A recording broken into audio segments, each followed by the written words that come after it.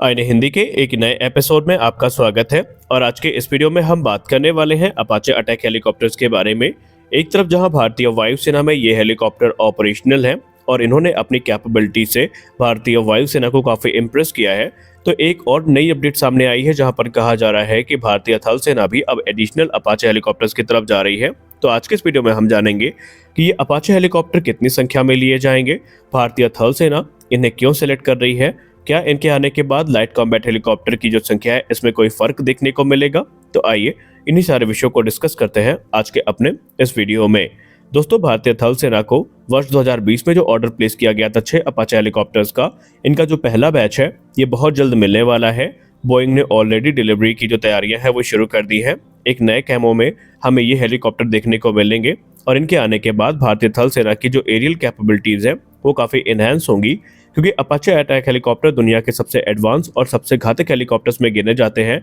फिर चाहे इनके मैसिव अटैक कैपेबिलिटी की बात करें, फायर पावर की बात करें या फिर इनके एडवांस रेडार और एवियोनिक सिस्टम की बात करें, ये अपनी कैटेगरी के सबसे घातक हेलीकॉप्टर हैं और ये हेलीकॉप्टर कॉम्बैट प्रूवन भी है।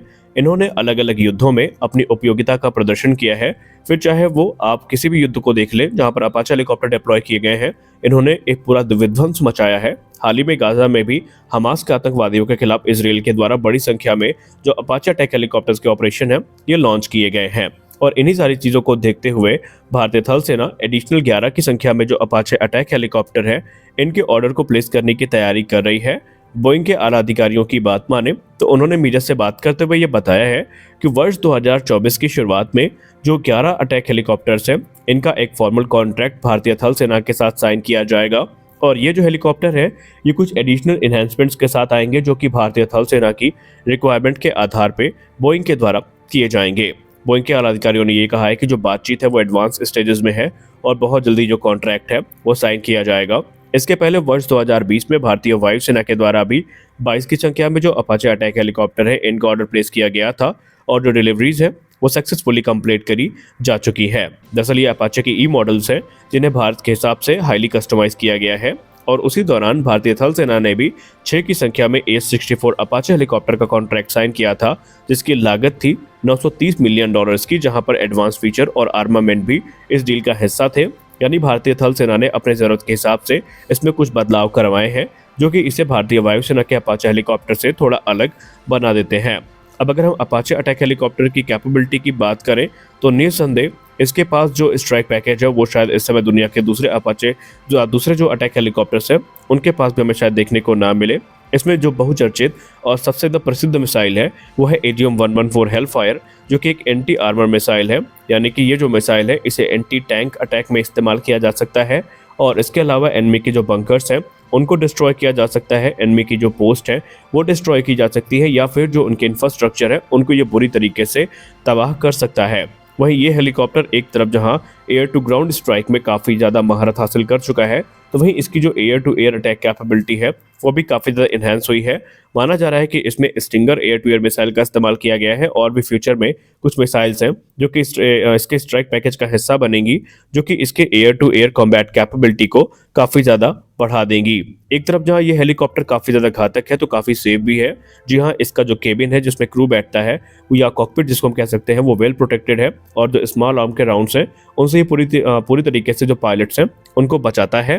इस हेलीकॉप्टर को एडवांस टेक्नोलॉजी से इक्विप किया गया है, जैसे कि नाइट विजन सेंसर्स हो गए या फिर GPS गाइडेंस सिस्टम हो गया, जो कि इसकी कॉम्बैट कैपेबिलिटी को काफ़ी ज़्यादा बढ़ा देते हैं। यानी दिन हो या रात हो, किसी प्रकार का मौसम हो, ये आराम से अटैक कर सकता है, आराम से अपने जो ऑपरेशन है उनको पूरा करके वापस भी आ सकता है। दरअसल ये जो हेलीकॉप्टर हैं इन्हें भारतीय वायुसेना के द्वारा पुराने जो Mi-35 हिंद अटैक हेलीकॉप्टर्स है भारतीय वायुसेना के, उन्हें रिप्लेस करने के लिए खरीदा गया है।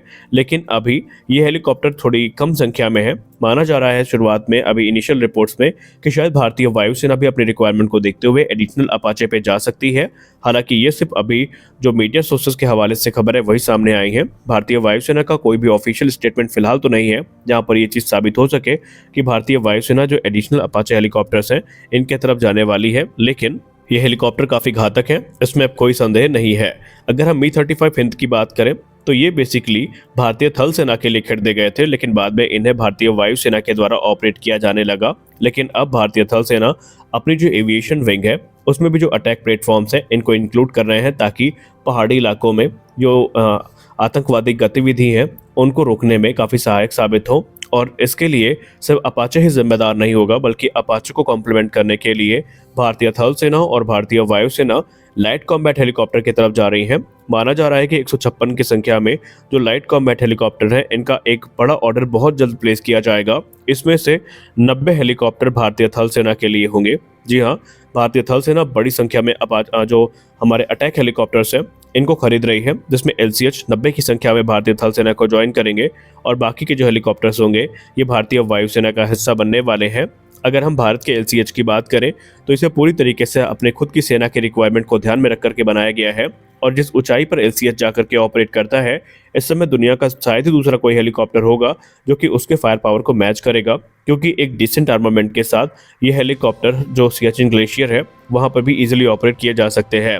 इस पर बात करते हुए भारतीय वायुसेना के खुद जो पायलट्स हैं उन्होंने ये कंफर्म किया है कि जो LCH हेलीकॉप्टर है ये पूरी तरीके से काफ़ी कैपेबल है, और जितनी ज़्यादा फ्लेक्सिबिलिटी ये हेलीकॉप्टर उनको देते हैं शायद उतनी ऊंचाई पे अपाचे भी उतना इफेक्टिवली ऑपरेट नहीं कर सकेगा। तो यही सारी चीज़ें भारतीय सेना की जो ताकत है उसको काफ़ी ज़्यादा बढ़ाएंगी। अब अगर इससे हटके हम बात कर लें अगली अपडेट के बारे में, तो कुछ रिपोर्ट्स इस तरफ पे इशारा कर रही हैं कि भारत के जो अभी कह सकते हैं विश लिस्ट है उसमें अपाचे हेलीकॉप्टर और LCH शामिल नहीं है, बल्कि जो चिनूक हेलीकॉप्टर्स हैं इनके भी एडिशनल बैच को कंसीडर किया जा रहा है।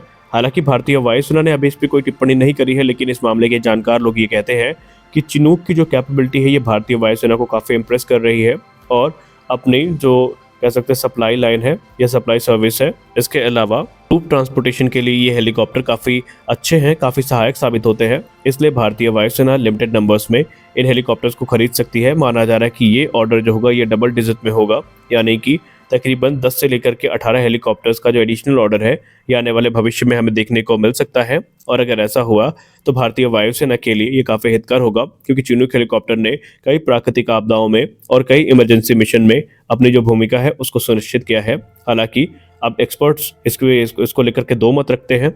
एक तबका ये कहता है कि भारत को एडिशनल चिनूक की तरफ जाना चाहिए, तो दूसरा ये कहता है कि भारत में जो स्वदेशी IMRH हेलीकॉप्टर्स हैं इनके डेवलपमेंट को हमें फास्ट करना चाहिए और बड़ी संख्या में इनको खरीदना चाहिए, ताकि जो मीडियम वेट के हेलीकॉप्टर्स हैं इनकी रिक्वायरमेंट को हम पूरा कर सके, साथ ही साथ लिमिटेड रोल्स को ये इजीली परफॉर्म कर सकते हैं। तो आज के इस वीडियो में बस इतना ही। हम आशा करते हैं कि ये वीडियो आपको अच्छी लगी होगी। अगर वीडियो अच्छी लगी तो वीडियो को लाइक करिए, नए हैं तो चैनल को सब्सक्राइब करिए, क्योंकि हम आपके लिए ऐसी अपडेट्स को लेकर के आते रहते हैं। और अगली वीडियो में हम बात करने वाले हैं एक इंटरेस्टिंग अपडेट के बारे में जो कि डसॉल्ट एविएशन से आई है, लेकिन उसके लिए आपको अगली वीडियो का इंतजार करना पड़ेगा। तो मिलते हैं अगले वीडियो में, तब तक के लिए जय हिंद।